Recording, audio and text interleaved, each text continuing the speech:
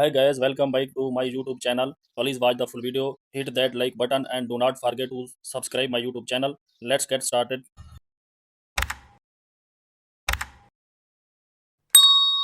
Open the pixel app, select the shape, adjust the shape, change the color, brown, adjust the shape, select the 3D shape, enable button down, select the light angle, then select the text option, mirror angle, FG letter, and select the size, adjust the size, save the letter of shape, confirmation, then select the import button, select another picture, adjust the picture, change the background, select the red color, enable button down, and then select the red color, adjust the color, copy the shape, select the copy option,